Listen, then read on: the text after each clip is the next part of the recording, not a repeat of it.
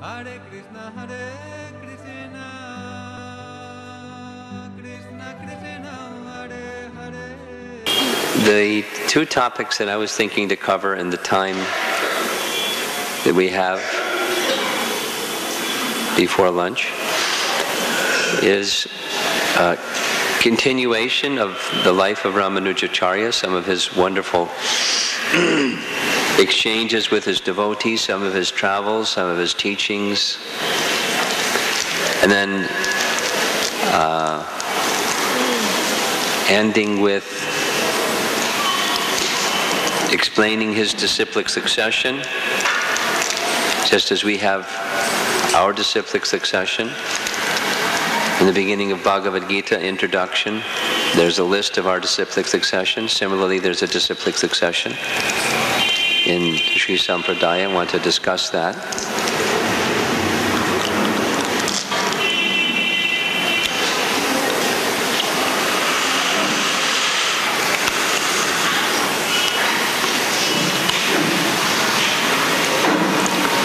One of the last things that we did cover were the three instructions given,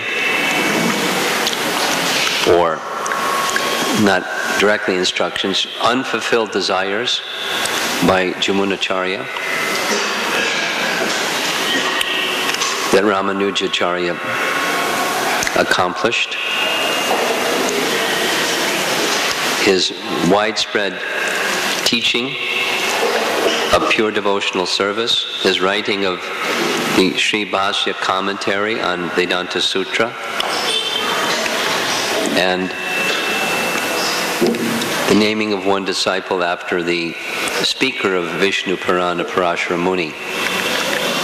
So Vyasa and Parashara were twin sons of Krish and his wife Andal. Ramanujacarya gave them their names. Later on, he initiated them as disciples, and we hear a little description of Parashara Muni becoming named as Ramanujacarya's successor by Ramanujacarya while he was still residing here in Srirangam. It was this Parashara who was just 5 years old when a big procession came to town. Sarvagya Bhat. Sarvagya means knows everything. Sarva Gya, one who knows everything. So there was a fellow who thought he knew everything and had the name Sarvagya Bhat. And when he came to Srirangam, he came with it was like he was a deity. He came with a band and came with bards, meaning minstrels, that would sing his glories and chant Vedic mantras, and his disciples were openly canvassing anyone who wants to fall at his feet. Sarvagya will accept you as his disciple. So this procession came past Parashara Bhatt's home. You saw the house of Krish. So out in front of the house of Krish, 5-year-old,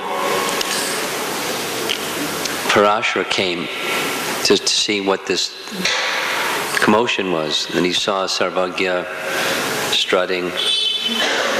So he ran towards him, grabbed a handful of sand and said, "Your name is Sarvagya?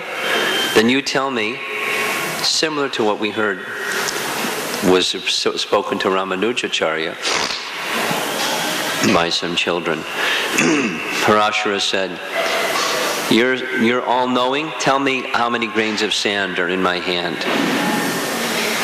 And because of the child's innocence and his purity and his sharp intellect, Sarvagya took it seriously. And just in the presence of Parashara, he became transformed. He started to consider, I'm so proud of my little knowledge.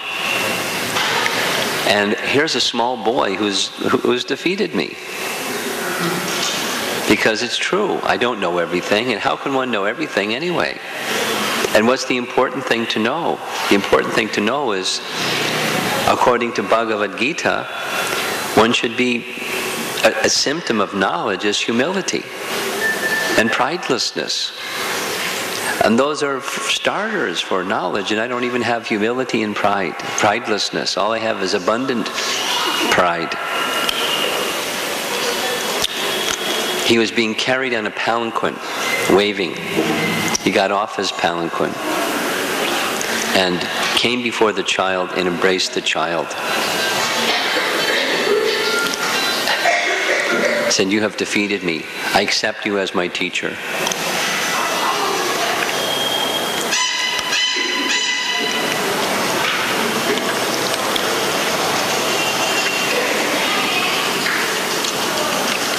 That's Parashara and his father Kuresh.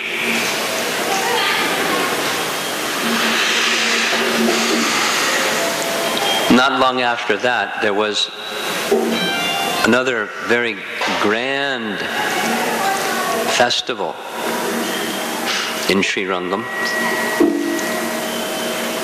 Probably something not too dissimilar from what we're going to see this evening. It was there's a number of festivals, and this particular festival was a Garuda Vimana festival, where Lord Ranganath, his Utsav Murti, is taken in procession on the back of Garuda. There are different, it may be the same Brahmotsava festival that lasts for a number of days, similar to what takes place in Kanchipuram, where for perhaps the biggest festival of the year, a 9-day, 10-day festival, where Garuda is the Vimana, Brahma Swan is the Vimana, different Vimanas. So there's a different mood at each of the festivals. So this was Garuda Vimana. And the description is really beautiful. The beginning was banners. One banner of the symbols of Ranganath, his conch and his chakra. And musicians playing on musical instruments, playing upon drums. I'm sure we'll hear some of that this evening. And then big elephants with their tilak mark in the front, with their elephant trunk swinging this side, that side. And kirtan performers, singers of the songs of the Alvars.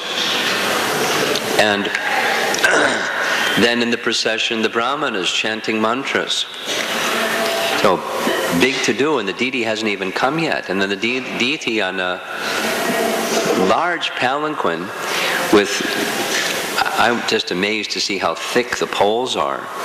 Like, really, the poles themselves are very heavy. What to speak of what's on the poles, the carrier of Garuda. And then on top of Garuda is the deity. Hundreds, sometimes there's smaller, hundreds of palanquin carriers with brahmanas on all sides chanting auspicious hymns, and a grand procession through the streets of Srirangam, all around the outer edge and then going into the interior portion so the deity can return to his asana. Thousands and thousands and thousands of people were present.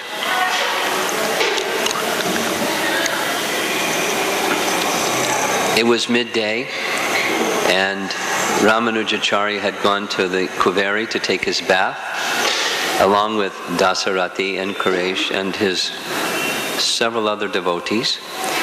And on his way back, he stopped to observe the procession.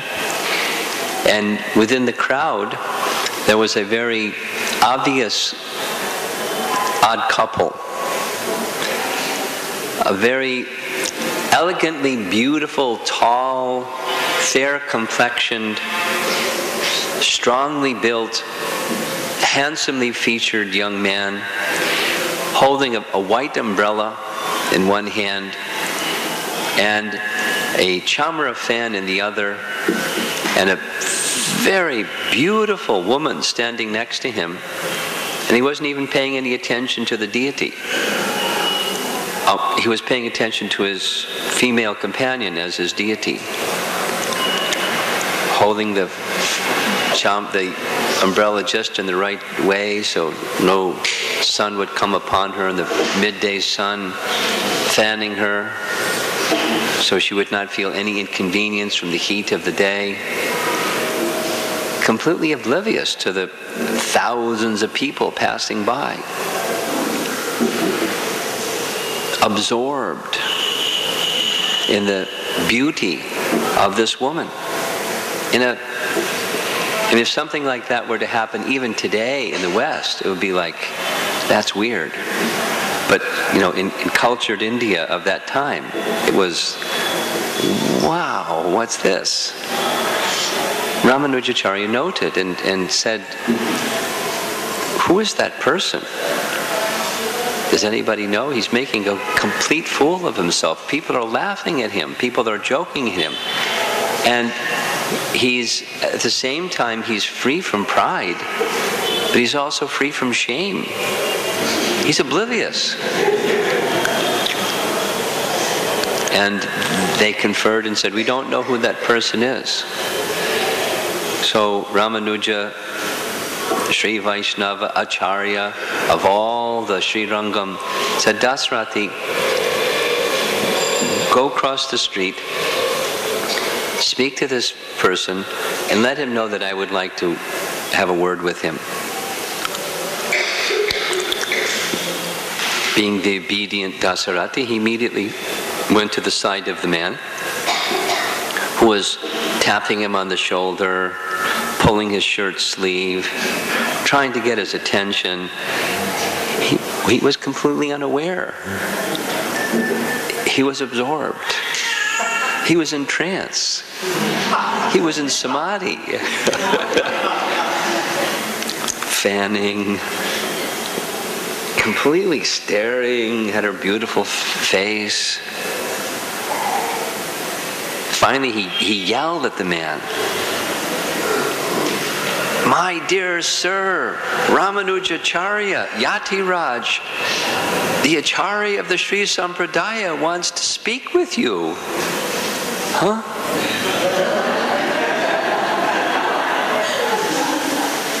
Oh, well, let me go at once. And he handed the umbrella and the fan to his consort, and immediately followed Dasarathi, crossed the street, and came before Ramanujacarya.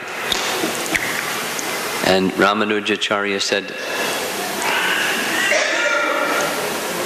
are you aware of what you're doing? Do you understand there's a religious procession happening here, and thousands upon thousands of people have gathered? You must have come for that festival, but it appears that you're oblivious that there's a festival. It's like nothing is going on except you and this person that you're with.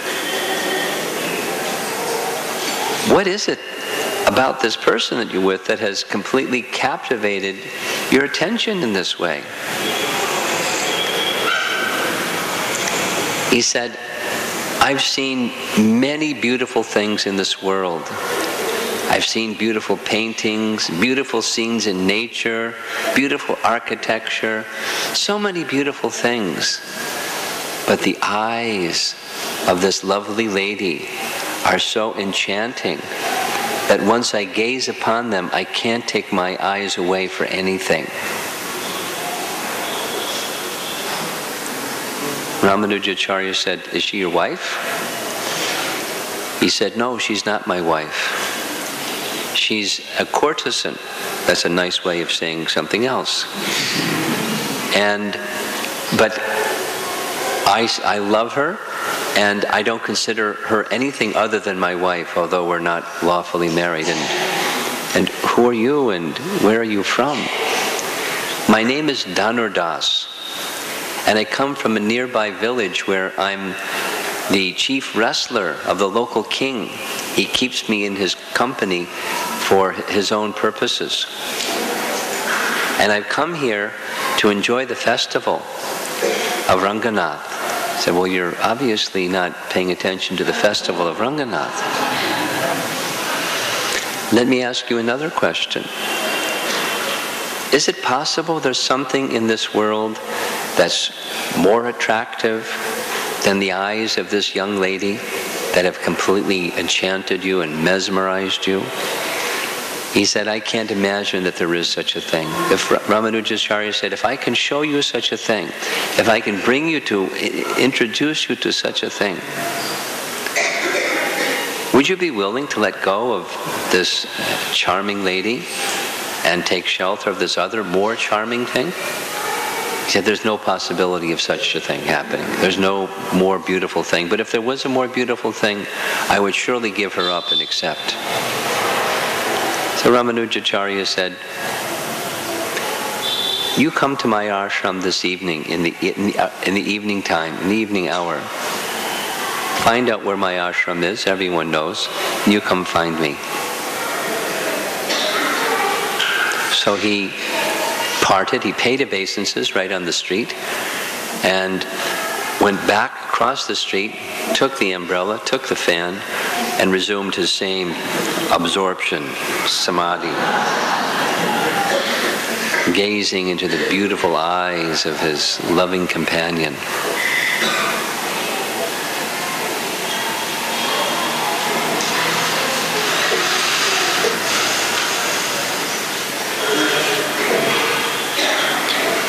So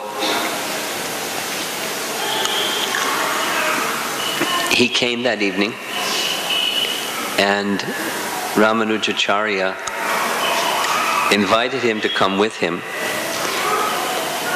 into the temple of Ranganath. He didn't tell him exactly where they were going, but they entered in through the 6 walls, and entering into the chamber of the final wall where the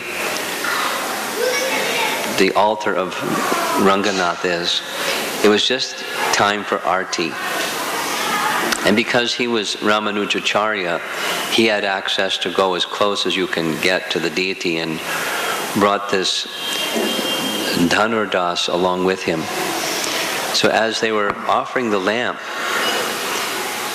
and offering the arti, they held the lamp for some time at Ramanuja's direction near the beautiful face of Lord Ranganath. And this man had such capacity to be absorbed in eyes when he looked upon the beautiful golden-like eyes of Ranganath. His heart melted, completely melted. He began crying tears of ecstasy, seeing the beautiful smiling face and the beautiful transcendental eyes of Ranganath. And then he turned to Ramanujacarya and said that great demigods, they make lifetimes of efforts of piety to achieve the state where they may see beautiful things of this world in the heavenly realm. But the things that the demigods see can never equal what you've just shown me. I was like an owl who had his eyes closed during the night and during the daytime, and at nighttime can only see glowworms and all kinds of insignificant things. By your mercy, now I've been given this transcendental vision of transcendental beauty, of eyes that are, they've completely taken away my lust and all of my foolishness.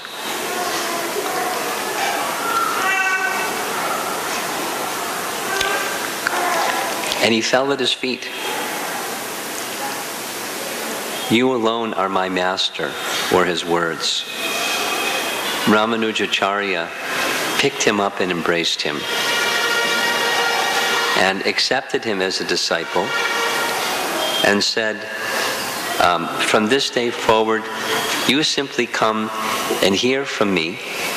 This woman that you have been with, she was also, her name was Hemamba, and Hemamba, although her profession was not very nice, in her heart of hearts she was also devotional, and seeing the person who she was also so attached to, Dhanur Das, become transformed in this way by Ramanujacarya, she also surrendered at Ramanujacarya's feet.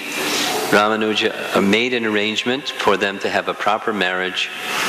He then kept his residence nearby Srirangam and lived as an ideal householder.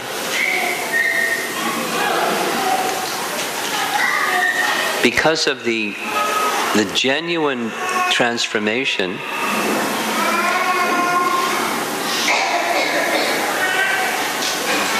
can something be done? Thank you.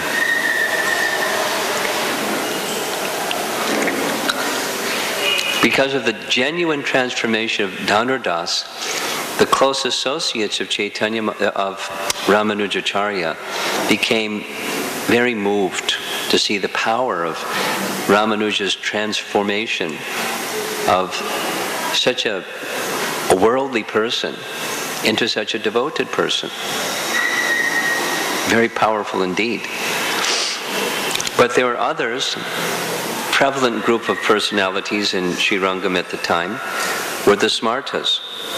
And they objected because the practice that Ramanuja then took up was when he would go for his thrice daily bath, he would go in close quarters, arm in arm practically with Dasarati on his way to take his bath, but on his way back treating equally Dhanur Das. And their minds became agitated. And some of them began directly speaking against Ramanujacarya. He's violating Brahminical standards. He's treating this Shudra or less than Shudra person as if he's a qualified Brahmana, like Dasarati. So you know how these things go. When the gossip starts, it goes back to the person that you're gossiping about. Ramanujacarya heard this. So he decided he wanted to teach them a lesson. At night, when they were all resting, Ramanuja went into their homes and ripped a piece of cloth off the end of their dhotis.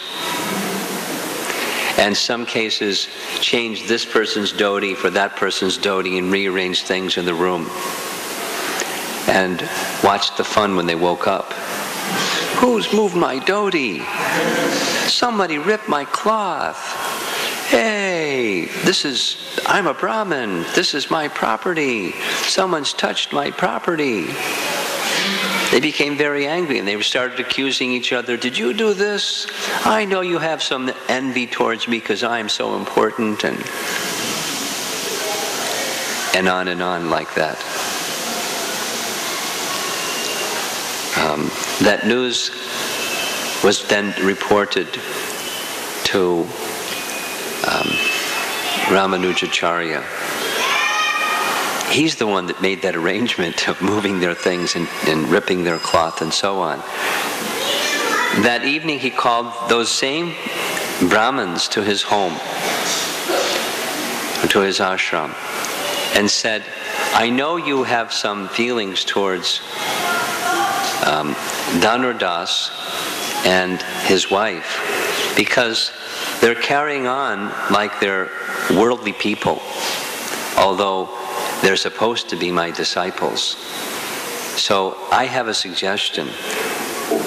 why don't you try something and let's see how they respond. Because if they're so attached to their opulence, their prominence, their prestige, I'm going to invite Dhanur Das to come to my home, to my ashram, and I'll speak with him on devotional teachings. While he's here at my home, you go to his home. It'll be unguarded. He keeps the door unlocked. You can enter and take all of his ornaments, take his valuables right from his house, and watch from the window to see what happens when he returns. So they were very happy to get the goods on Dhanur Das and show what an imposter he was. So they went at night when it was dark, and his wife was resting, lying down on one side, resting. So they went and stole items from here and there, and very boldly they carefully took her ornaments from her body. And they thought she was asleep. She knew exactly what was going on. She was thinking there are these poor Brahmins who are engaged in Ramanujacarya's service, and they're so desperate that they're coming to steal in the dark of night. So rather than they just take the ornaments from this side of my body, I can turn over and they can take the ornaments from the other side too. So as she turned over, they thought, oh, she's waking up, and they ran out of the house. Around that time, Ramanuja understood the Brahmanas should have taken care of that service he had given them. And so he sent Dhanur Das home. It was late. When he arrived at home, his wife immediately began to explain everything that happened while he was away. And hearing very carefully what she said, he spoke some words of correction to her. What have you done? You scared them away when you turned over. Now they don't have all that they could have had from our home, because these poor Brahmins, they're dependent upon the charity of householders, and rather than coming and simply asking, we would have gladly given whatever they wanted. They had to come in this manner. Now they've gone away. So please be more careful next time.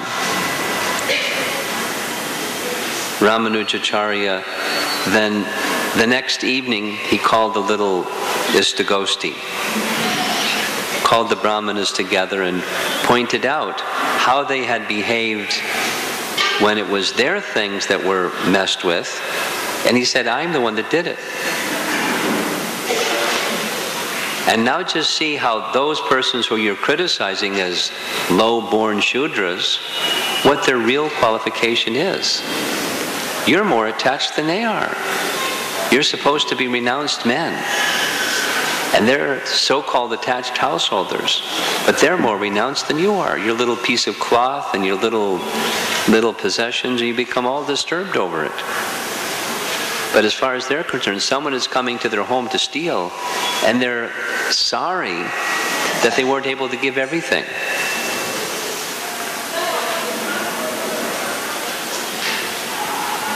There are other related stories in Ramanuja's life where caste position became very important, or prevalent at the time was that kind of consideration. If you remember back, the person who initiated Ramanujacarya into the Sri Sampradaya was Mahapurna. Mahapurna had affection for those who had pure devotion. So there was another individual who was by birth a Shudra, and Mahapurna was treating him with great care and affection. His life ended and Mahapurna performed his final rites. And the Smarta Brahmanas were severely criticizing this Mahapurna, he's going to give a bad name to the Brahmana community. He isn't even observing the proper regulations and standards, and he's supposed to be an elevated disciple of Jamunacharya. Ramanujacarya heard this sound vibration, this criticism. So right away he went to Mahapurna's home to ask Mahapurna, can you explain what has happened? Mahapurna expressed, what the Smartas are saying is true, it's within Shastra. There are things that to be done, things not to be done for those who are Brahmanas and those who are in the higher caste. However, yad yadacharati shreshtas tat eve tororjana mahajano yena kata sapanta. We're to follow the behavior of great souls. Consider, Ramachandra, he performed the funeral for Jatayu. And because I'm a born Brahmana, I can't perform the funeral for someone who's an eminently qualified, simple-hearted, pure Vaishnava, then what's the meaning of being a Brahmana? It's an obstacle in the path of devotional service to go back to Godhead.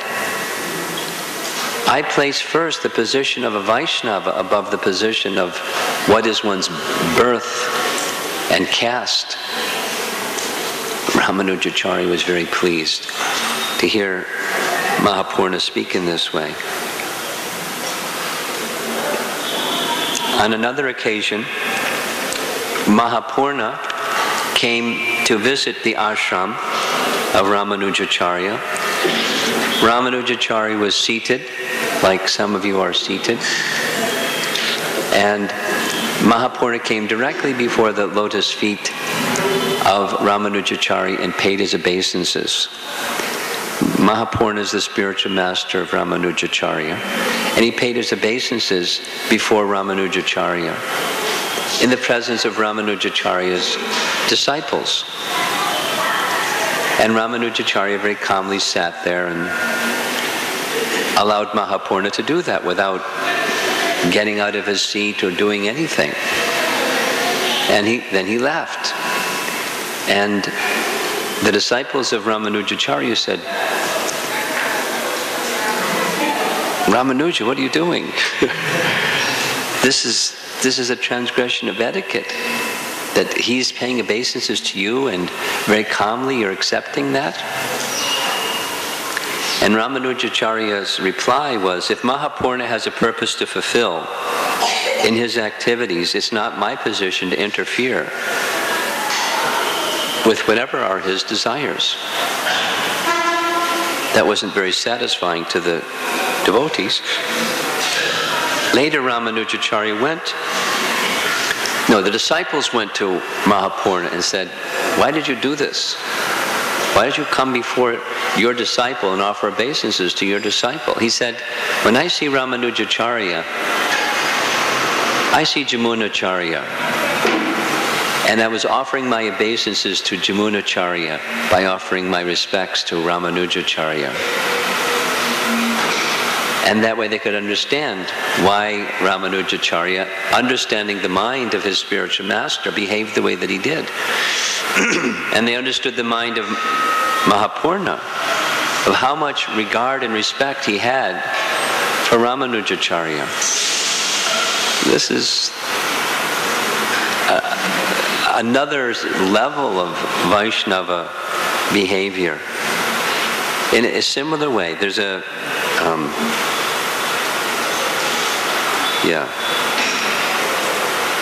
there was an incident that I mentioned before when Ramanujacarya had gone to Gosti Purna's residence seeking mantra from him.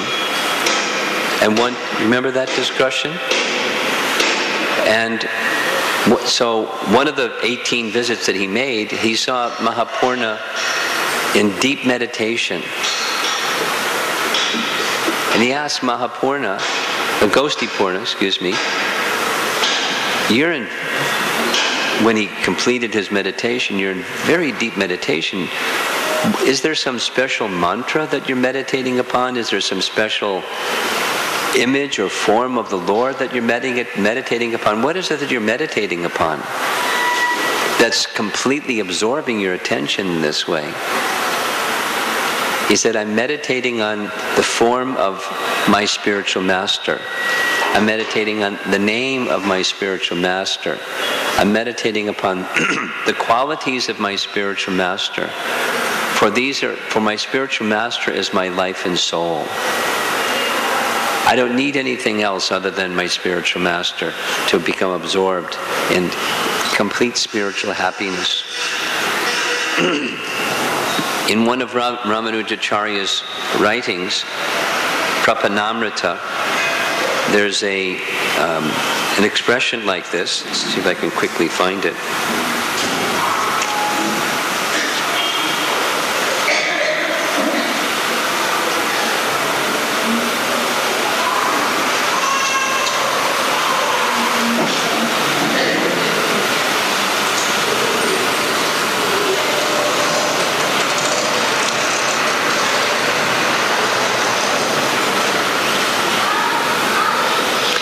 Whatever love and devotion you have for chanting the holy names of the Supreme Lord, may you have the same love and devotion for glorifying the names of His devotees. From Prapanamrita by Ramanujacarya. That being exhibited by Mahapurna also.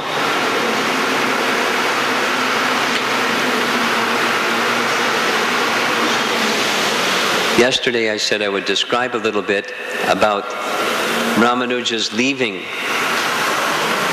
Srirangam. He left Srirangam when he was around 45 and returned when he was around 60 and then remained in Srirangam for another 60 years. Imagine, 120 years. Of age. It was when he was 100 years of age that he turned over the Acharya responsibility to Parashara and then simply remained in Srirangam for another 20 years. Teaching, instructing, guiding, living by example, the teachings of Sri Vaishnavism.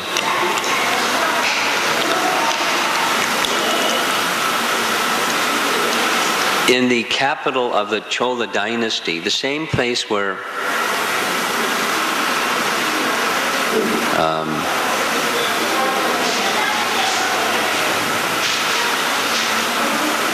Krishna, the teacher of Ramanujacarya when he was small, when he was a young boy, Yadava Prakash. He went with Yadava Prakash to that same king. And the princess of the king was ghostly haunted. That princess had a brother. That brother, so during the time of Jamunacharya and during the time of Ramanujacarya, the kings were Vaishnavas. But the next king was not a Vaishnava. He was anti-Vaishnava. He was a vicious personality who was a Shaivite, ruling the kingdom, Kolatunga. So Kolatunga had a very strong desire to smash Vaishnavism and replace it with Shaivite teaching and Shaivite practices, to the extent that he, under the advice of one of his ministers, he decided the best way to achieve this was either to convert Ramanujacarya, the foremost of the Vaishnava teachers in all of his kingdom, or to kill him. That advice was given, listen to this, that advice was given by one of Kuresha's disciples, who, as we say in ISKCON, blooped. he left the association of Quraysh. He went into the association of King Kolatunga and advised the king, you're trying to accomplish this purpose.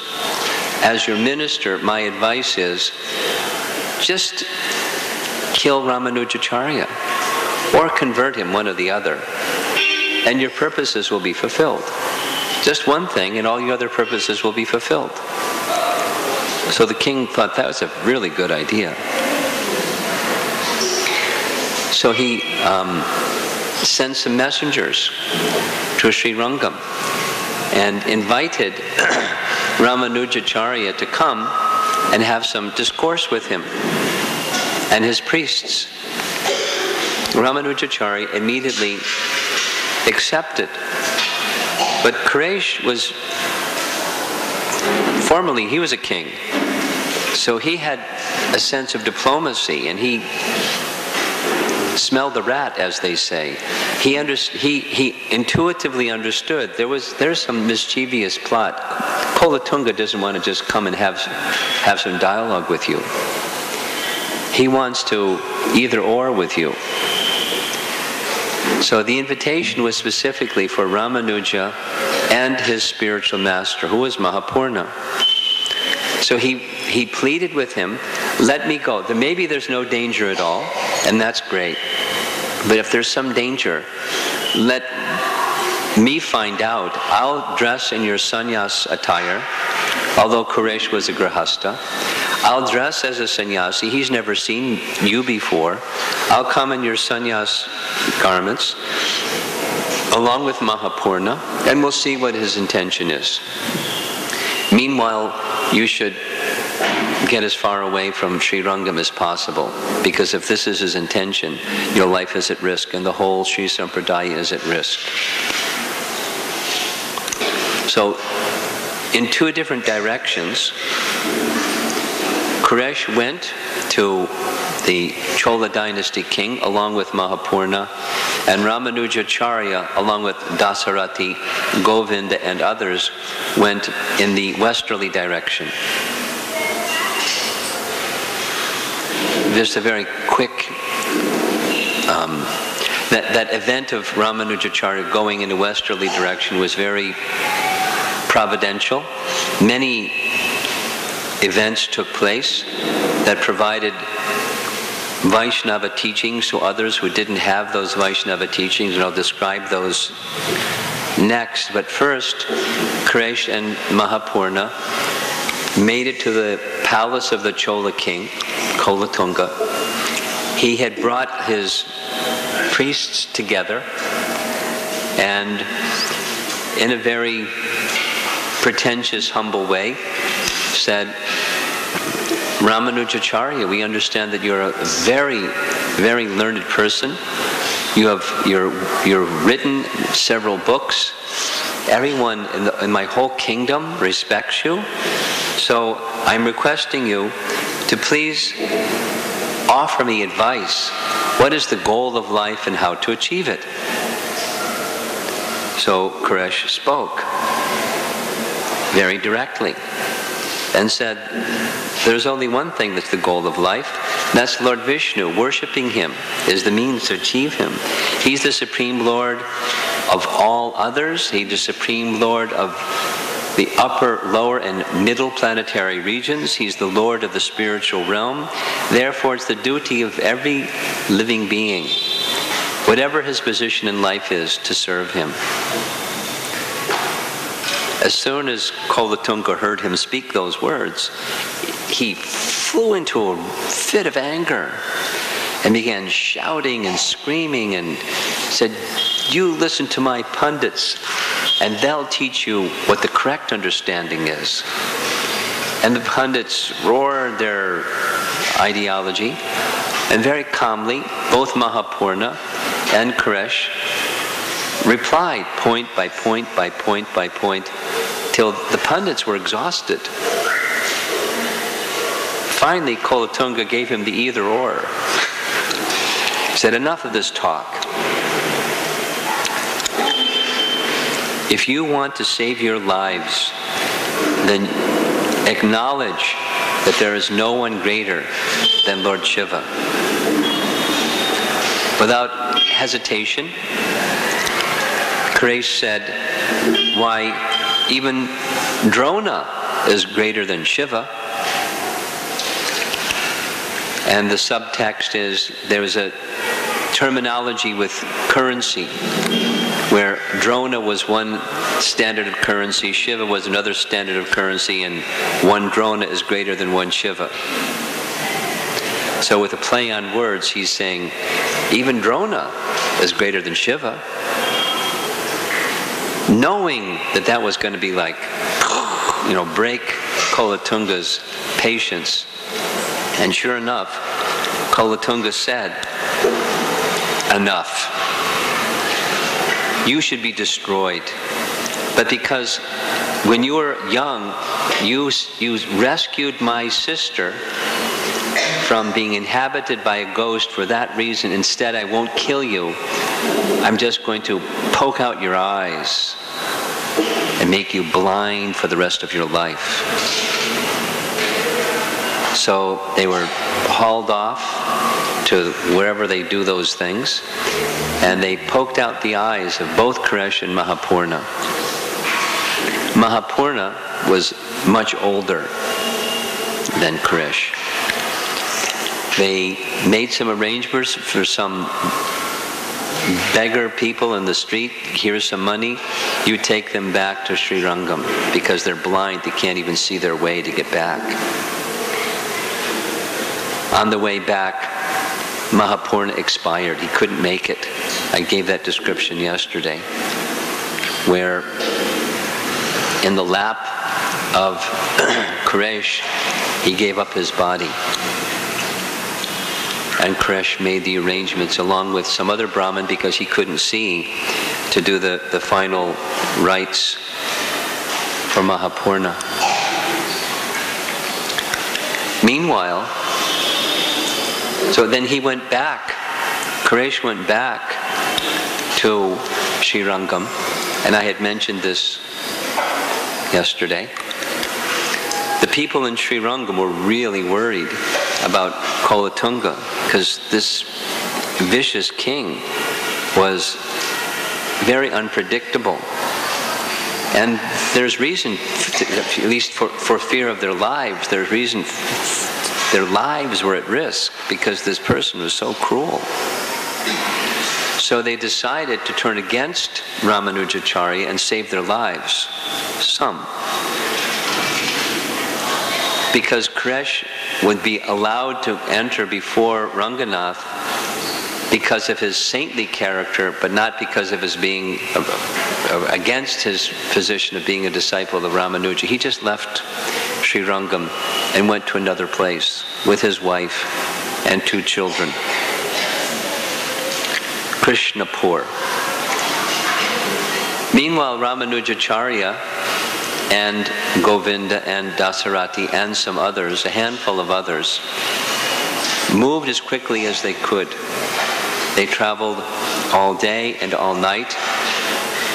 When they became completely exhausted, it was the second evening. They just had gone all night and all the next day and all into the night. And they were somewhere in a jungly place, and they took rest, completely exhausted, having fasted from food and water for 2 days and just traveling and traveling. So some tribal people, some forest-dwelling people, here are these elevated brahmanas right in our area where we inhabit. So they gathered what other fruits they could find. They had made a fire to keep them warm, and just waited for them to, by nature's arrangement, to wake up. And Ramanujacarya saw them when he woke up, and because their manner was so respectful, he accepted their service, took the fruits and offered them to the Lord, and they broke their fast, took their bath, and continued on their way. the next place that they went to, so along the way he's going to meet people and involve them in hearing spiritual teachings, become moved by his association, and take up spiritual practices according to his teachings. So there was a Brahmana couple in the next village that he went. When he went, the husband was out of the home performing Madhukari. And when he came back, his wife, her name was Sriranga. His name was Sriranga. Her name was Chalamba.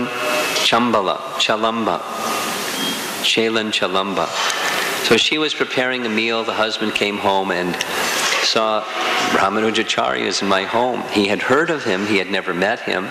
And just through seeing him and having discussion with him, he became so happy that right on the spot he wanted to become his initiated disciple. So he and his wife both became disciples. The wife stayed at home. He became the guide to take them through the difficult areas that they had to travel and were completely unfamiliar. He brought them to a place where another well-known Brahmana, a friend of Sriranga, lived, named Sri Purna.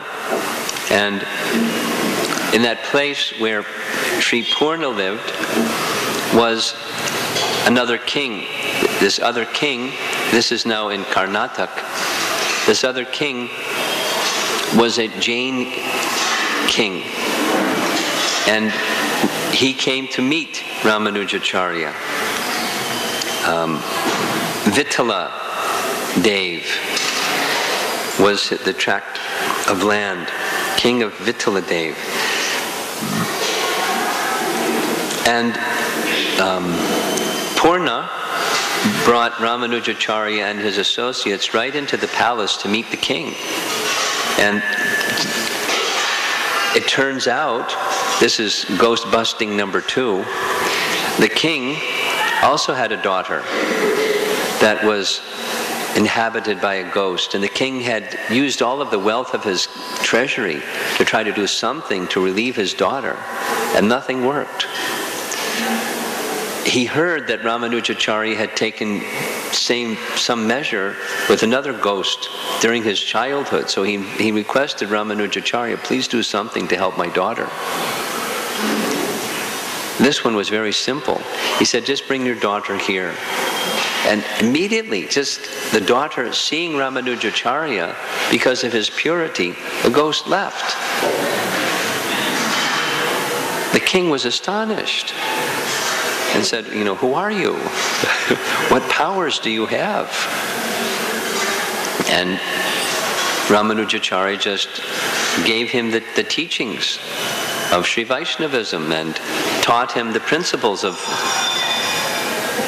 glorifying the Supreme Personality of Godhead, serving Him in pure devotional service, becoming qualified to return to the spiritual world by that process. And in the course of the king was a scholarly king. So he presented the ideas of the Jain religion juxtaposed with what Ramanujacarya was saying. And hearing Ramanujacarya's explanations, he became convinced that what Ramanujacarya was teaching, not only his personal capacity was unmatchable, but his teachings were also. So he called his priests, his Jain priests, to meet with Ramanujacarya and hear him. And in the course of hearing him, they heard him out, and this was going on for days. And they presented their points of view, and Ramanujacarya heard their points of view and gave his responses to their points of view and expressed the superiority of Vaishnavism, of worship of the Supreme Personality of Godhead as a person in pure devotional service. And they couldn't reject what he said. So instead of discussing the points of teachings, they started to criticize him. It's called ad hominem. You can't defeat what the person says, you just criticize the person. And by criticizing the person, supposedly that's defeating what they say. And the king was learned, and he said, you stop this. You listen very carefully and respond to the points that he's making. Don't be name callers and fault finders. Listen to the words that he's speaking and address it in a responsible manner. And if you can't address it successfully, then you know what that means. You should do what I'm prepared to do. Become his follower and his disciple. Accept that this is superior. They didn't want to accept that it was superior. But they didn't want to disobey their king. They didn't know what to do. They're Brahmin, they're learned persons. They're very proud. Their position was at risk. That's what they saw. They felt very threatened. But the king drew a line and said, I'm going to accept him as my spiritual master. And those of you that want to remain in my kingdom as my court pundits, you do the same, unless you can refute his points of view. Let me hear you refute his points of view. I'll listen very carefully. So the king became an initiated disciple, Vishnu Vardhana. And his whole kingdom became a stronghold of Sri Vaishnavism. Ramanuja stayed for some time, for several months, after having accepted so many of the king's pundits, to ensure that they had a proper understanding of Vaishnavism. And after some time, he then continued his travels, where he went to a place called Yadavadri. And when he was in Yadavadri, one morning, some days after their arrival, they were walking through a tulsi grove. And he pointed out, see that something protruding there amidst the tulsi grove? See what that is. So this is his followers. So seeing this, getting this instruction, they began digging and digging, and as they continued digging, they found a deity of Lord Narayan buried in the tulsi grove. And they started asking some of the local people, do you know anything about a deity, the history of some deity that may have been hidden here for some reason? They said, yes, there's this deity of Narayan, Yadavadri Pati, that during one Muslim invasion, the Muslims took the Utsav deity, but there was an opportunity to bury the Mula Murti. They buried him in the ground and then ran for their lives. And that was many, many years ago, and over a period of time, no one knew where they put the deity. So maybe that's what the deity is. And Ramanujacarya said, yes, it's the deity. It's Yadavapati, Yadavadri Pati, because last night I had a dream. And in the dream, Yadavadri Pati told me where he was and said he wanted his worship to be renewed. So I came to the place, and there in the Tulsi Grove, there was the deity. So now all of you take the responsibility of establishing a proper temple for him once again. So 1 year passed, and in 1 year's time, they built a stone temple for the deity of Lord Narayan. At the end of 1 year, Ramanujacarya had a dream. In the dream, the deity appeared and said, it's standard, along with my worship, that there is an Utsav Murti. And for my worship to be complete, that Utsav Murti that I was worshipped with before should be returned. And that Utsav Murti is now in Delhi. Can you please go to Delhi and get that Utsav Murti for me and bring him back? It turns out that when the Muslim invasion of the army came, they didn't destroy the Utsav Murti, they brought the deity back along with many other. They had a whole museum filled with murtis of deities that they had stolen. Just like, I don't know if you saw in Srirangam, there was a whole wall of smashed murtis. Murali Bhatt was saying that over a period of time, all kinds of history has happened here, where it's not always been smooth. Besides that period of time when there was some invasion and 12,000 Vaishnavas were beheaded,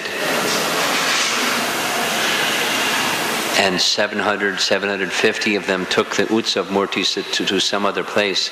There's been other periods of time where it's been very, very difficult. There was a period of time not even so long ago where during the British occupancy, there was a battle between the French and the British who would control this part of India. And the French soldiers were camped inside Srirangam, inside the walls of Srirangam for protection. And the British soldiers were camped inside Varadaraj temple, safe place. And one time there was I forget the name of the British Compton or something like that, a British general. He saw the procession of Varadaraj. The devotees were taking the Utsav Murti on procession. And he asked, what's the name of that deity? Because they had some idea, they had some worship. He said, this is Lord Varadaraj. He's known for giving blessings and benedictions to those who have faith in him. So he said, if he can give me this victory against the French, I have a very special emerald, very big emerald, and I'll give it to him as a gift.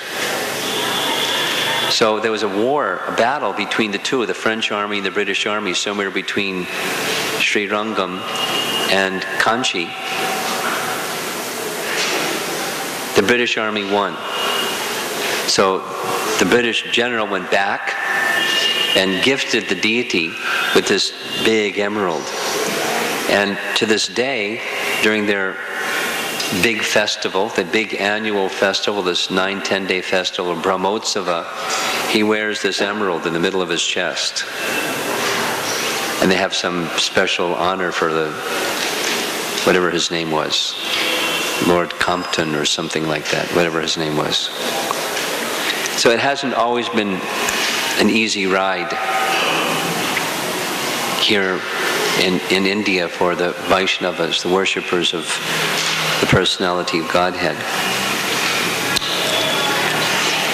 So the Utsav Murti, Sri Ramapriya, was all the way in Delhi. So this was a dream Ramanujacarya had. Immediately the next morning, along with some selected members, it took several months to go all the way to Delhi. So Ramanujacarya, place by place, meeting people, introducing Sri Vaishnava teachings and so on, all the way to Delhi. Now this is a Muslim king. It's not the same king that stole the deity, but when he came in contact with Ramanujacarya, he went right to the king's palace and let the king know why he had come all the way from South India. There's a particular, I had this dream. And the deity said he wanted me to return the Utsav Murti. And would you be so kind as to let me have that Murti? He said, oh, we have a whole warehouse, a whole museum filled with Murtis. You can go find out which one it was, and you can have it. He looked everywhere throughout all of the deities. There's so many, and didn't find the deity. And he was very disappointed.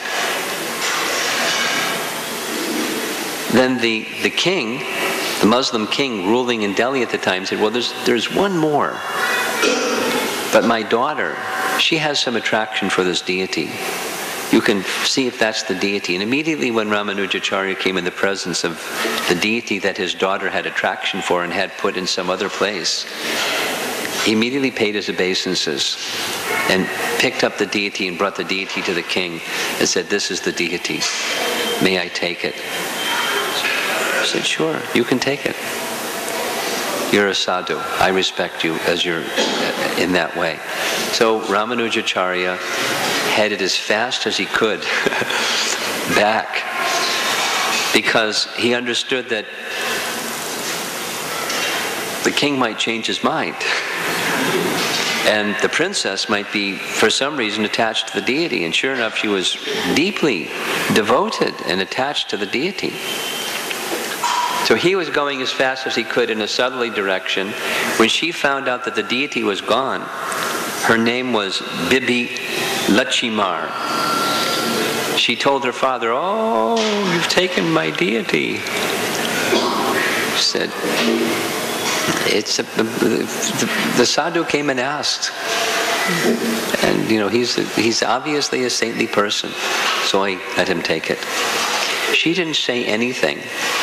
Oh yeah, she said to her father, "I want that deity back, Daddy." Can you get the deity back for me? So he got an army to go marching after the deity.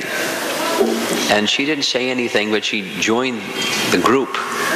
She was given like a little royal conveyance of some kind or other, and traveled with the whole army to go get the deity. She wanted to make sure the deity came back. And there was a boyfriend, or a young man whose name was Kuvera, who very much wanted to marry the princess, and he also didn't give any word to anybody. He just went with the whole army group, heading as fast as they could south to find the deity. They knew where to go, and so Ramanuja was very careful when he reached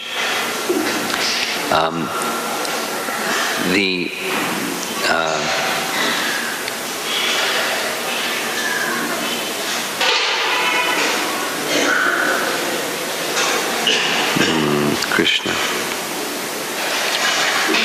Yeah.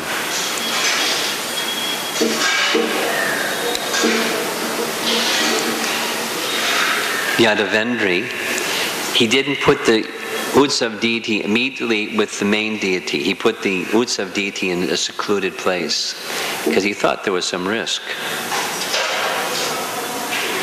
When the army reached the edge of the Muslim king's kingdom, they gave up. They didn't want to go further. They were hoping they could catch Ramanuja and his party, but they had already passed out of the king's kingdom, so they didn't go further. But the princess secretly went along with her boyfriend, Kuvera, and they spent weeks by foot traveling to go to the place where Ramanujacarya had the deity.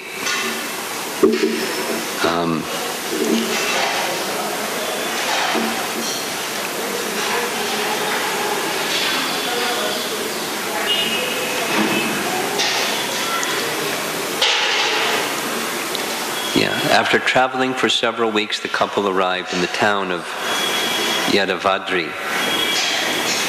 Somehow, by inspiration, divine inspiration of some kind, the princess, Bibi Lachimar, began asking all the townspeople, where is my deity? And Ramapriya. And she was asking and asking, and they say, well, there's the temple of the main deity, Yadavadri. Maybe you can go there. And she just kept asking and asking, and the associates of Ramanujacarya alerted Ramanujacarya. She's asking for Ramapriya, her deity. And Ramanuja understood. This is devotion. Although she's born in a Muslim family, her devotion is very deep and very genuine. So he arranged to bring her before him and informed her where the deity was and allowed her to worship the deity, trained her how to worship the deity. And after some time, she left her body in Yadavadri. Then her boyfriend, lamenting the loss of his girlfriend, Kuvera, didn't know what to do. Because he was a Muslim, they wouldn't let him enter the temple. Well, he went to Srirangam, where they wouldn't let him enter the temple because he was Muslim born. Then he was not knowing what to do. In his dream, the Lord spoke to him and said that he should go to Jagannath Puri because the deity of Jagannath is non-different. It's also the Supreme Lord. And there, at least once a year, you'll get his darshan. So he went to Puri and lived there for some time,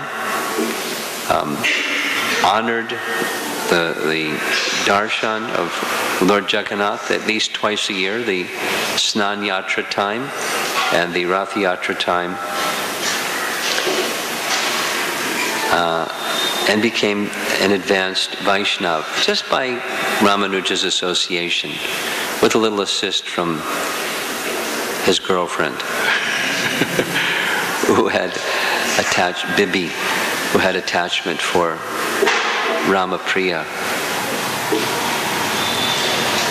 So meanwhile, back to Mahapurna had left, and Quraysh had also, Mahapurna left his body. Quraysh had left Srirangam, going to Krishna Chala, but he heard that Ramanujacarya was somewhere in Karnataka,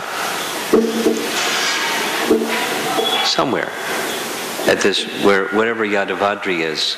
So he, with assistance, because he was blind, he went to Yadavadri to get Ramanuja's association. After being in Ramanuja was very happy to see him and very sad to hear the news of Mahapurna's demise and to see that Quraysh, his dear disciple, was blinded by Kolatunga. By this time, Kolatunga had died. How he died, we heard how he died. There's two versions of how he died. Kolatunga had after this attempt to kill Ramanujacarya, he thought he had made him blind. He wanted to go and destroy different deities, and one of skipping some things. He tried to destroy the deity. Yeah, we heard this at Varadaraj temple. The wall was built so they couldn't see the deity, but he went to some other place and destroyed it, another Vishnu temple. Then he wanted to come to Srirangam. Ramanujacarya went before Nrsinga deity, uttered some mantras and moved some sand through his hand and cursed him to die. And he died of attack of worms on his throat. Bhaktisiddhanta Saraswati Thakur uses that same term. Instead of calling him Kolatunga, he calls him by this other name, something Kanta. What's the word again?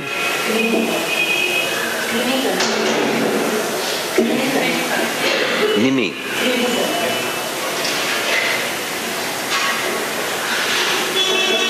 So Kolatunga is dead. Ramanujacarya instructed Quraysh to go to Varadaraj. Offer your prayers to Varadaraj at my instruction to get your eyesight back.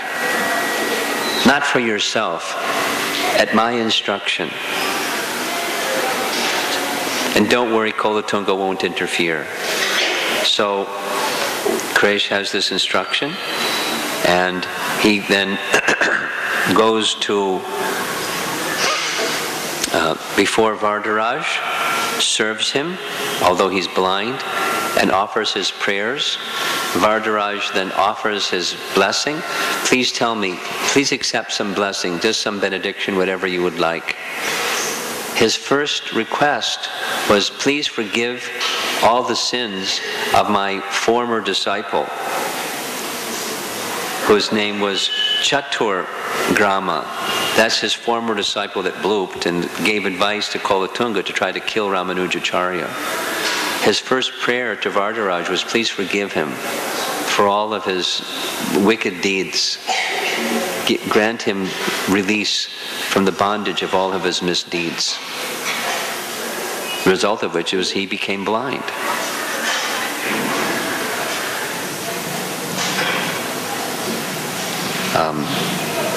Vardharaj granted his wish.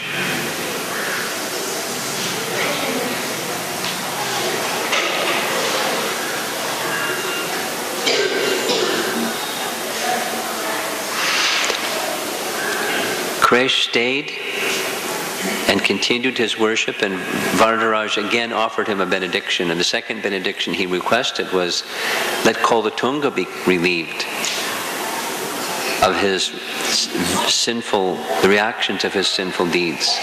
Give Kolatunga your mercy.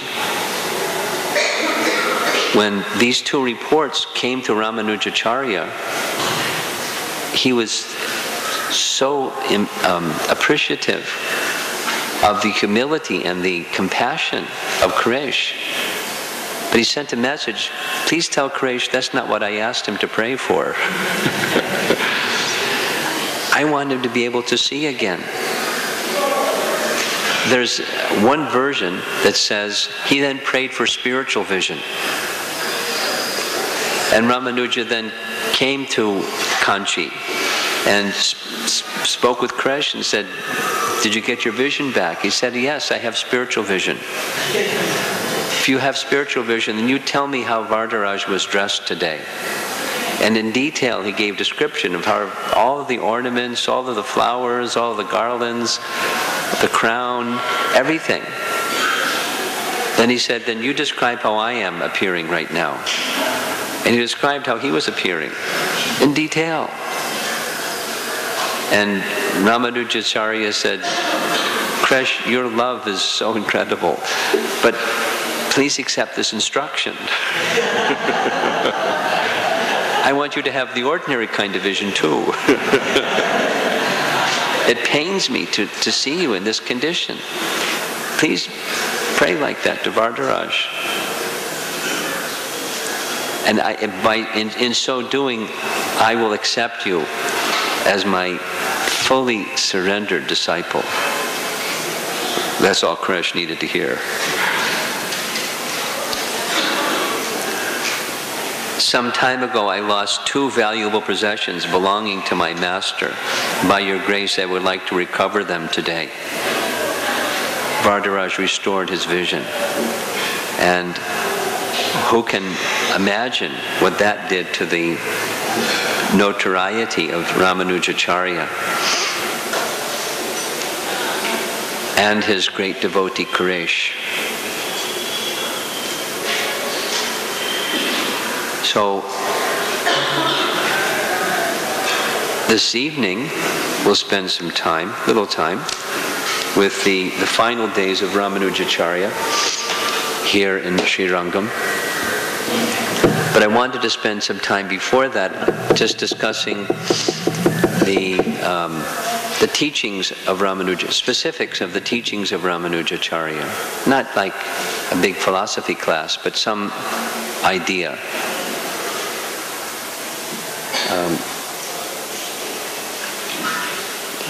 There, in Hari Bhakti Vilas, which was compiled by Gopal Bhatta Goswami and put together in a published form by Sanatana Goswami, there are 2 verses.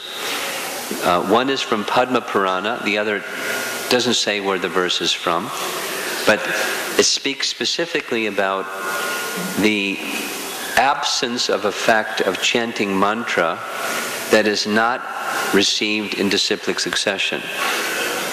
It specifically says, if one has received mantra that's not in disciplic succession, it will bear no fruit. The second line says, if that's the case, then one should receive mantra again, so that the chanting of mantra will be successful and bear fruit.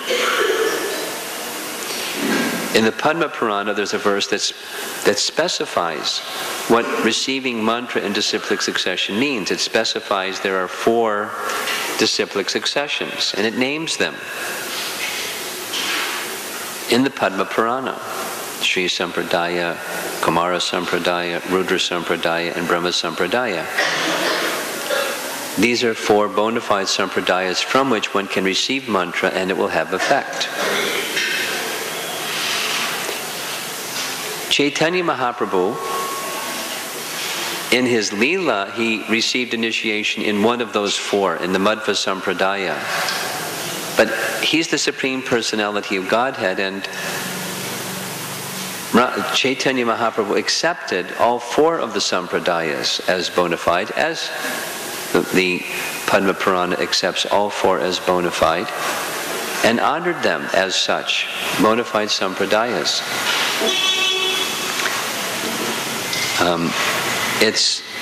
It's not that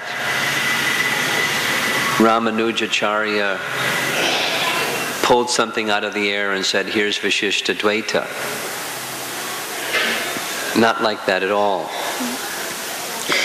In the vision of the Sri Sampradaya, they see Vyasadeva, the compiler of the Vedas and the author of Vedanta Sutra, as a teacher of Vishishta Dvaita. That's how they see it. We see Vyasadeva as a very important person in our disciplic succession. And in our line, of course, Madhvacharya and Lord Chaitanya Mahaprabhu. Following Vyasadeva's compiling of the Vedas, including Vedanta Sutra, there is this Bodhayan Muni who wrote a commentary on Vedanta Sutra that strongly teaches Vishishta Advaita. And following Bodhayan Muni, now I'm giving some history of the Sri Sampradaya, going way back. In his Sri Bhashya commentary, before beginning the commentary, he makes reference to Bodhayan and to others, including Dramida and Tanka and others who also taught these teachings. In other words, what Ramanujacarya did was compile in a comprehensive way what was already present. And that's why he wanted to match what he had written with Bodhayan Vritti. So this Bodhayan Vritti, just to cross-reference or verify that what he was saying was in disciplic succession, was following the previous line. So just like we have in our Bhagavad Gita, I mentioned this, the line of disciplic succession. Of course, the line goes back to Lord Narayan, the Lakshmi, the goddess of fortune, Vishvaksena, and others, but those who are in this realm, Ramanujacarya is 9th in the line, and I'm going to read the names. This is from Bhaktisiddhanta Saraswati Thakur's scholarship. In the Sri Sampradaya disciplic succession, the first Acharya is Parashara's son Vyas, then Bodhayana, Guhadev, Bharuchi, Brahmanandi, Dramida Acharya, Parankusha, Nata, and then Jamuna Acharya. The same name, Parankusha, was a name that Ramanujacarya gave to a nephew of Govinda. So Govinda was his cousin. Govinda had a sister, and the sister had a son. He named that son this same name, Parankusha. And so Parankusha, Parashara, and Vyas, two sons of Kuresh and one son of Govinda's sister, became very prominent personalities following Ramanujacharya. Parashara became the successor, but the others were also very, very prominent Vaishnavas, taking the Sri Vaishnava teachings.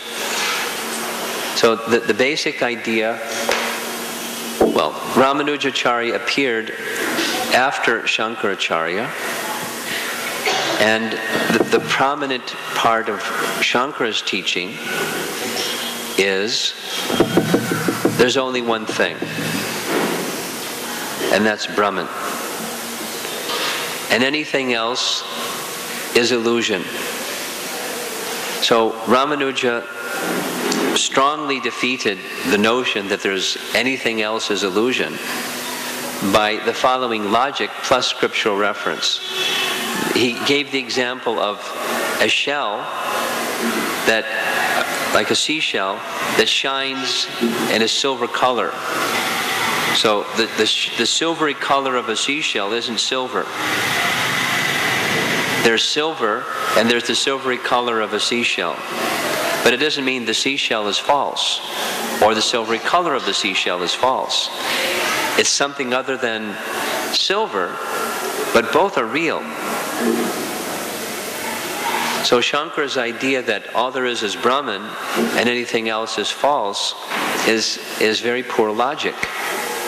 Because the other things that also exist that are perceivable,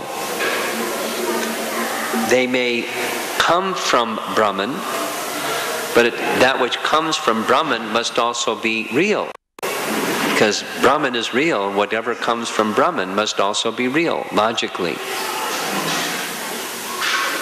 So his teaching then is those things that come from Brahman, they're attributes of Brahman. They're attributes of the Supreme. And the attributes of the Supreme are both in the category of chit and achit, or conscious and not conscious, or spirit and matter. And then there's subcategories of matter that are also real, or they're attributes, they're vishishtas.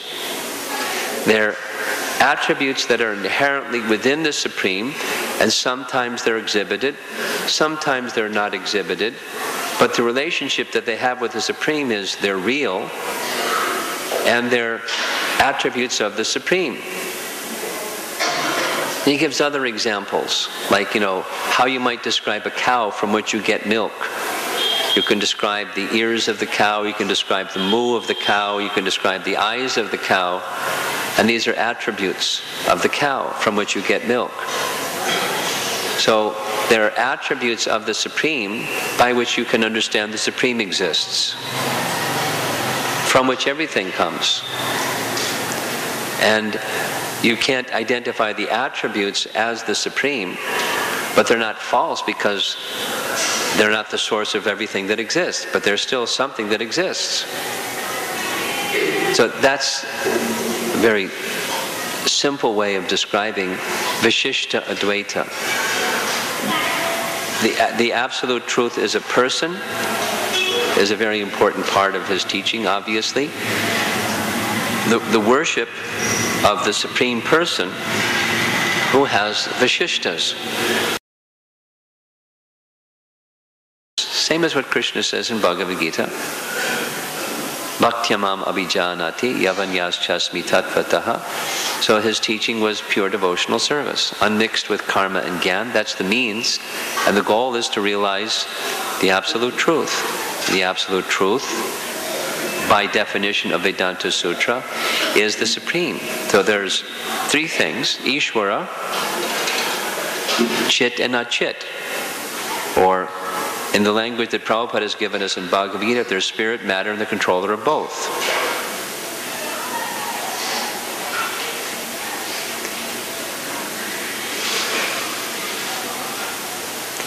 The primary distinction, let's say two things more, and we'll end with this.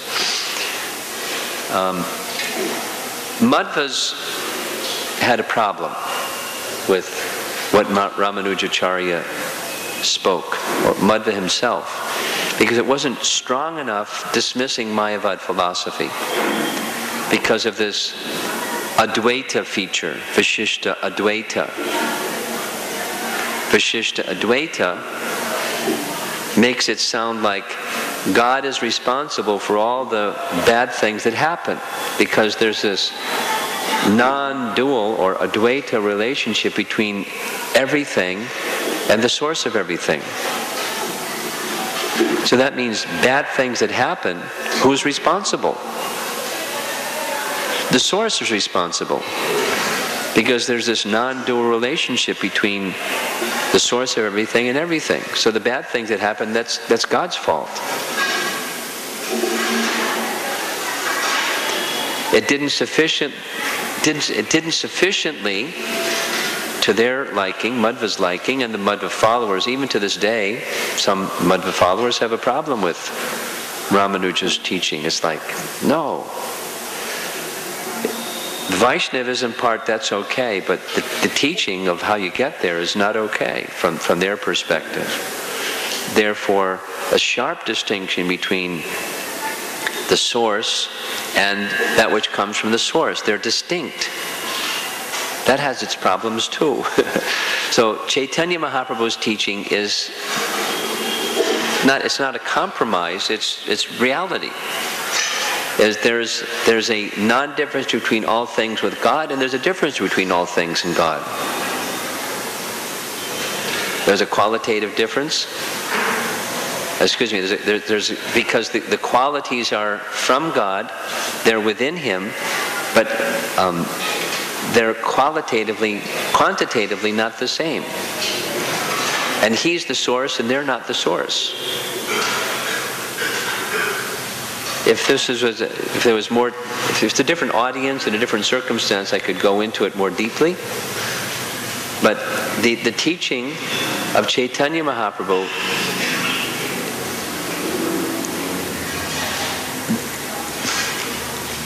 fully explains two things. The justification of devotional service, because that is, we can use things in the service of Krishna because they have a relationship with Krishna, and it justifies devotional service. But those things in themselves are not the supreme. They can be spiritualized. Something used in Krishna's service, some matter used in Krishna's service, you can take a leaf and offer the leaf, fruit, flower, or water to Krishna, and becomes spiritualized. You come in contact with that now spiritualized object, and it spiritualizes your life through the act of offering it to Krishna, and Krishna's accepting it. Otherwise, how do you justify devotional service? Anyway, it gets into a long discussion. What's the free will of the living entity? So the relationship of the living entity to God, the relationship of matter to God, the relationship of activities in devotion to God, different conceptions of the Purusha avatars and their relationship with matter, the relationship of the Supreme Lord when He descends from the spiritual world and performs leelas in this world. What's that relationship? So there are differences within the four different sampradayas that explain each of these topics and systematically support them in their bhashya, their commentary on Vedanta Sutra. So this is what Ramanujacarya offered, was a very systematic explanation of why Vishnu is supreme and why pure devotional service is the goal of life and the means to achieve it. And why not something else? When he met with the Jains and met with the Shaivites and met with whoever he met with, and explained to them that the impersonalists, by strong philosophical teaching that was irrefutable by the strength of his presentation, so many persons became devotees of the personality of Godhead.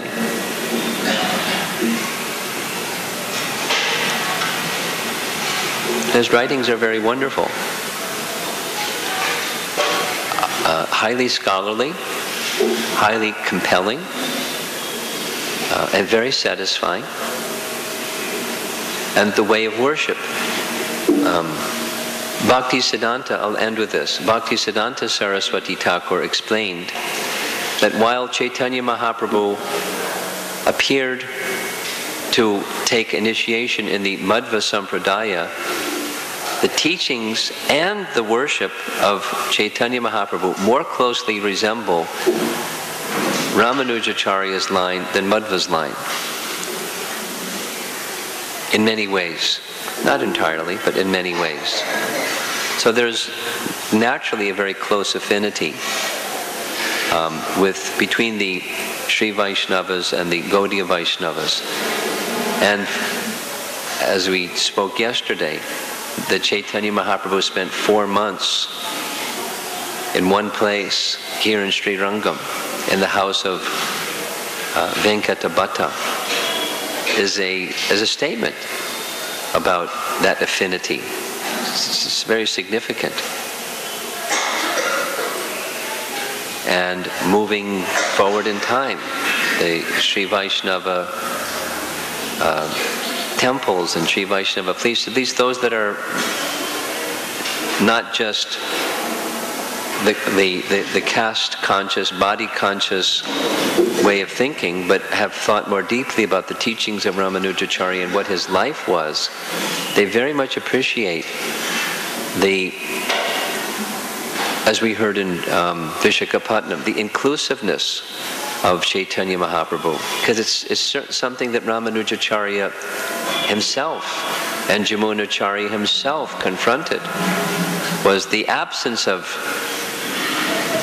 the proper application of our understanding that we're spirit, soul, not this body, and the real essential thing is devotion, not what your intelligence is, or what your birth is, or what any material qualification is. It's your devotion to the Supreme Personality of Godhead. And even an uneducated person can understand the teachings if their heart is pure and their service mood is proper. In the contact with a qualified Vaishnava, they can very quickly become situated in pure devotional service.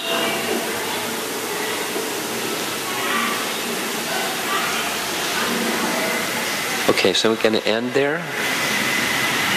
See if take a little bit of time if there's some questions or discussion. Yes?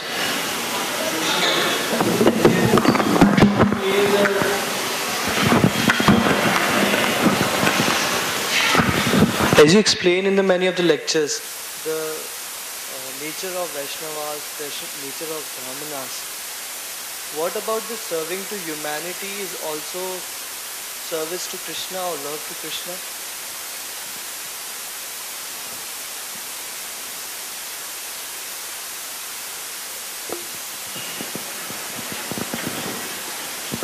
Service to humanity.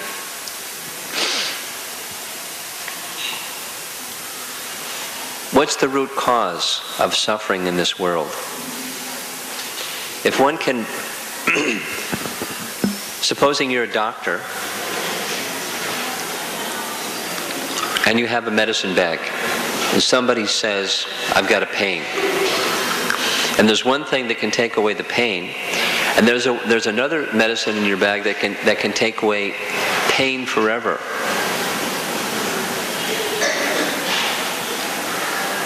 But you just administer the pain medicine for that particular pain they have.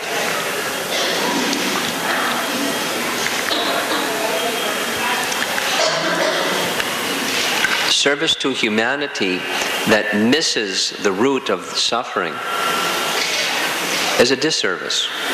It's misleading. It perpetuates bondage in material existence.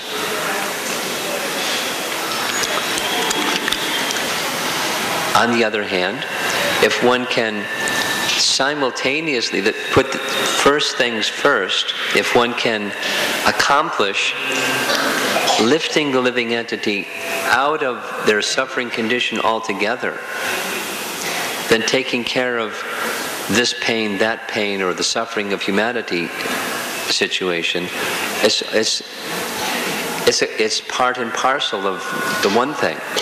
the other thing is accomplished.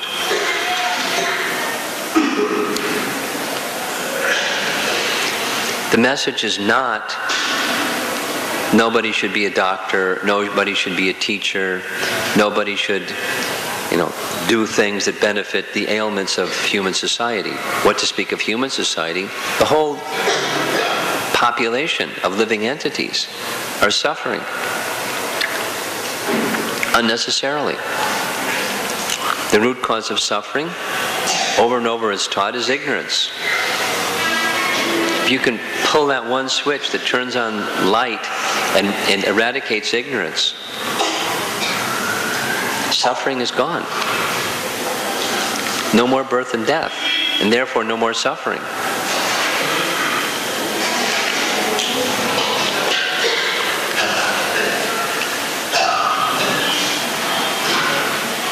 Some people will say to that, that's all well and good, you're speaking liberation, but how can somebody even think about liberation if they're so hungry, they're starving to death, they're in so much pain, they can't even think straight? So what about those people? It's the same answer. Doesn't change the answer. If one has the spiritual capacity to, like Murari Gupta, associate of Lord Chaitanya, whoever he would give medical, he was a physician, Gupta by trade, he was a physician. Whoever he would treat, not only their physical ailment would be taken care of, their spiritual ailment would be taken care of. So one time in Gorkishore Das Babaji Maharaja's time, somebody came to Navadvip who was a physician. He was wanting to retire with his wife and just serve the devotees in Navadvip and take care of their physical ailments. And he made reference to Murari Gupta. And Gorkishore Das Babaji Maharaj blasted him and said, first you develop the spiritual qualification like Murari Gupta, where you can deliver people from their spiritual ailment. But don't be a cheap imitator. Think, I'll come here and serve the people for their physical ailments without being able to deliver their spiritual ailment problems. So put the horse before the cart. Put the priorities in the proper order. And then the upliftment of the suffering humanity automatically follows. Automatically it follows. It becomes part of the compassionate life of a Vaishnava. But let the compassionate, let the deeper sense of qualification of compassion awaken within one's heart first.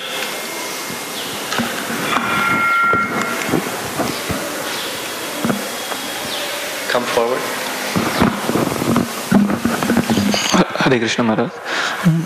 How can we explain the difference in philosophical understandings in the four Vaishnava Sampradayas when they are performing pure devotional service? We hear when whoever performs pure devotional service will be enlightened with perfect knowledge. But what is the contrast in philosophical understanding?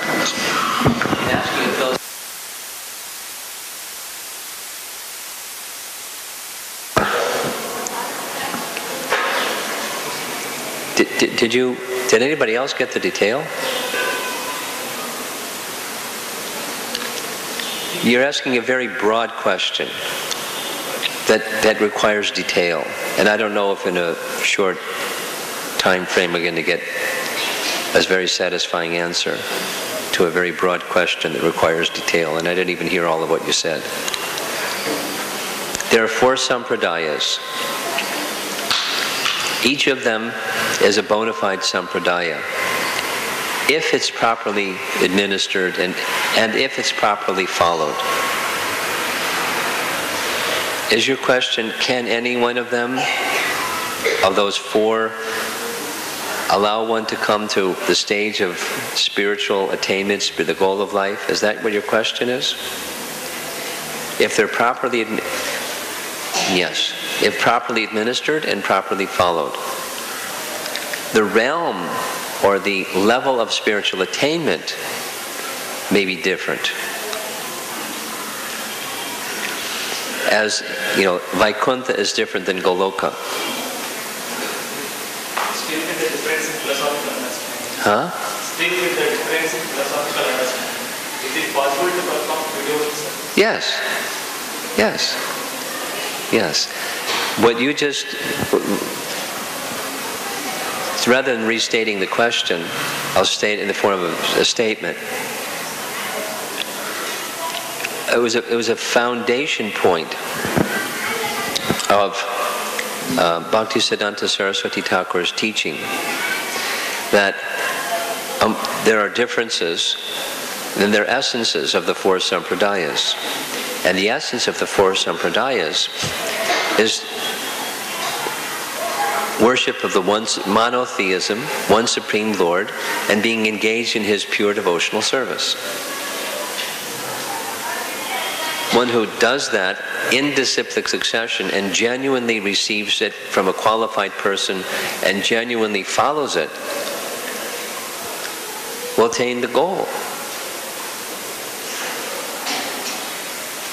You're asking it, so that's sufficient for you, the general question. Yeah, there's differences, and those differences are differences in mood, differences in emphasis, but they're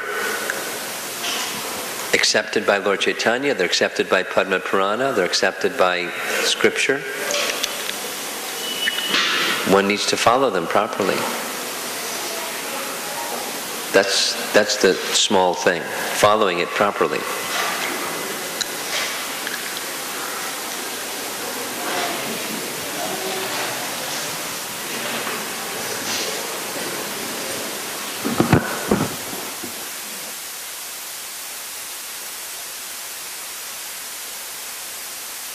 Maharaj, when Vaishnavas are killed here by one lord, one king,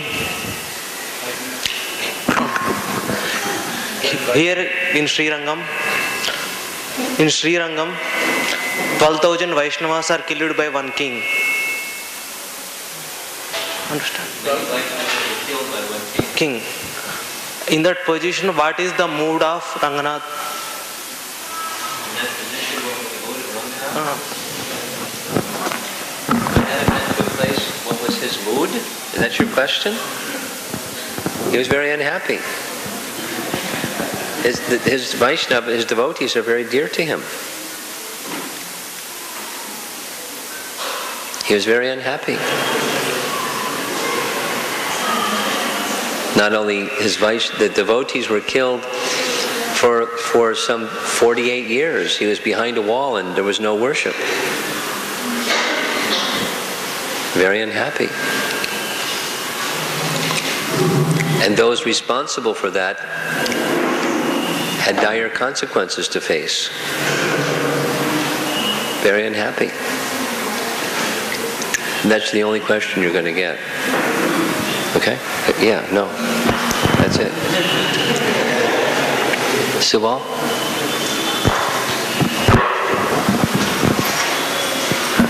Guru Maharaj, I have a couple of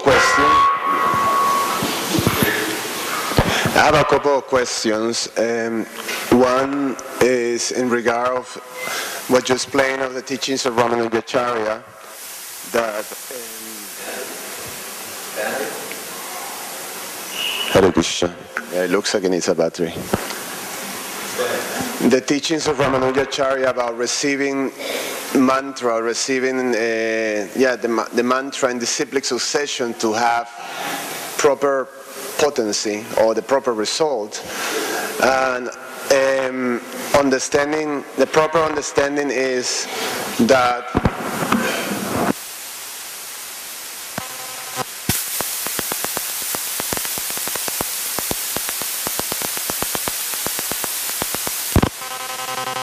we have so many of our congregation members being engaged in chanting Hare Krishna, and the result that have, the potency that have in terms of elevating the consciousness. So that's one question. Specifically, it's Gayatri mantra that's referring to. Specifically, it's Gayatri Mantra. And many people, the Maha Mantra is a general mantra that people in general can take part in and receive spiritual benefit. But the initiation is specifically in terms of Gayatri Mantra. Although I hear in terms of the Bhajana Kriya stage that's when we get initiated, in the chanting and in the process of sadhana by the spiritual master. And at that point, there is quite a difference in the result and the advancement that one can make if properly follow the instructions of the spiritual master. So there is a difference once you take, the first Diksha initiation. Is that right? Yes, right. It's a nectar devotion. Okay.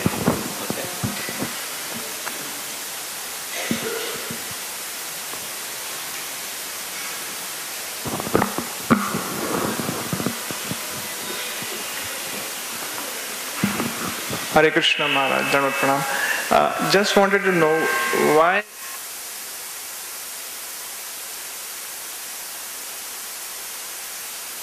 having Brahma Mother Gaudiya.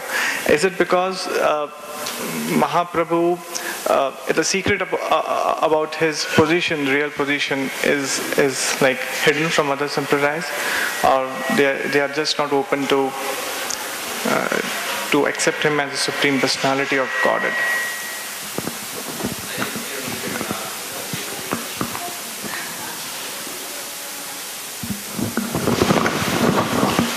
We've discussed this several times. Vibhu Chaitanya is gone, right? So several times this has been discussed. One answer that's found in Chaitanya Charitamrita, the question is asked by the king, Prataparudra, to Gopinath Acharya, who is introducing to him by name all of the Gaudiya Vaishnavas that have come from Navadvip. Here's this one, here's this one, here's this one, and he's recognizing that they're exhibiting extraordinary level of love of God. And it's all due to their association with Lord Chaitanya. Why is it so many scholarly people, so many elevated people, they don't recognize who Lord Chaitanya is? Gopinath Acharya gives the answer. It's only possible to recognize him if one receives his mercy.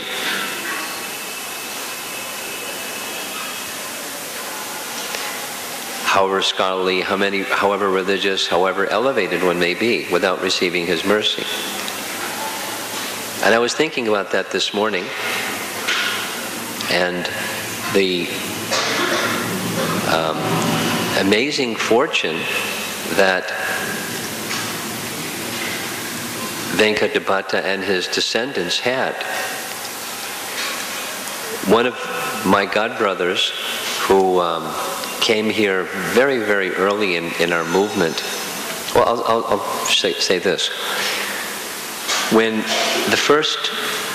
there were two devotees that Prabhupada sent, Achyutananda Swami and Yasodanandana Swami, to travel in South India and visit the temples in South India, because they were very staunch and strong devotees, followers of Prabhupada. When they came here to Srirangam, at that time, the pujaris, the policy was no foreigners allowed. Like in Puri. Unless you're born in India, doesn't matter what's going on with your life, you can't enter the temple. So, the descendant of Venkadabhatta at the time, his name I can't remember, but Murali Bhatt's father, took strong stand. And it wasn't without resistance, it was with strong resistance. He moved that resistance so that the devotees, followers of Lord Chaitanya could come before the deity. The strong bodily so it was on the strength of scripture, not on the strength of the authority of Lord Chaitanya.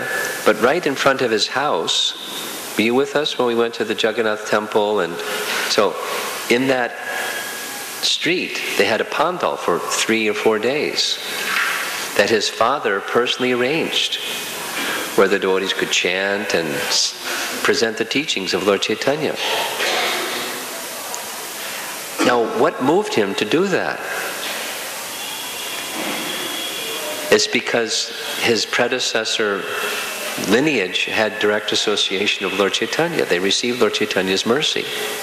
So it was passed on from generation to generation. They received his mercy. And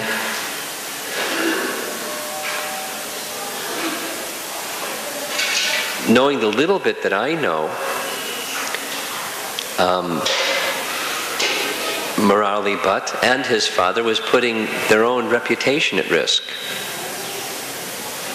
because other persons don't have that same opportunity.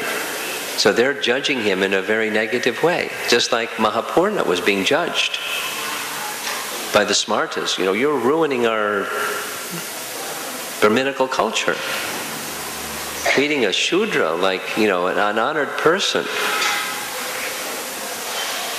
etc., etc., etc., etc.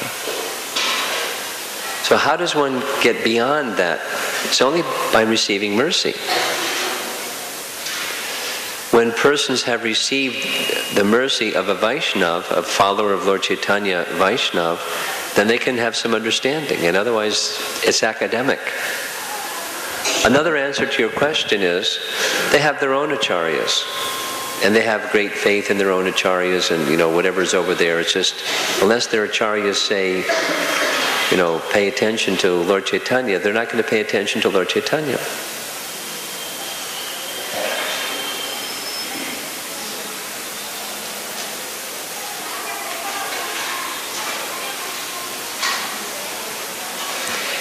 In the Sri Sampradaya, they have their scriptural reference that says, Adishesh, who is Ramanujacarya from Ananta Samhita. He's Adishesh. He's Lakshman.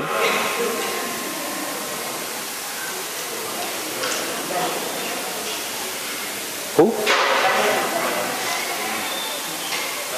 Balaram. That's not something that we're commonly hearing as Gaudiya Vaishnavas. So, how do Gaudiya Vaishnavas accept Ramanujacarya? Not the same way the Sri Vaishnavas accept Ramanuja, like not from the get-go, but the more you hear about him and the more you associate with Sri Vaishnavas, that acceptance may move. You follow? And so, from their perspective, who is Lord Chaitanya? He's a sannyasi. Maybe a very elevated sannyasi, but they don't accept him as the personality of Godhead. Whatever, like Sarvabhauma Bhattacharya. He was staying in Sarvabhauma Bhattacharya's home. And Gopinath Acharya was saying he's the Supreme Personality of Godhead, and Sarvabhauma Bhattacharya is saying, hey, wait a minute. Why are you speaking like this? Where is that in the scripture? And he gave scripture and said, but your logic and reason will never be able to understand just by scripture. One day you'll get Lord Chaitanya's mercy, and then you'll understand.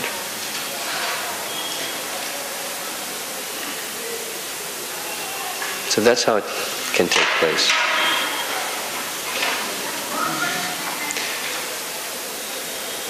Okay, we're past 2 o'clock.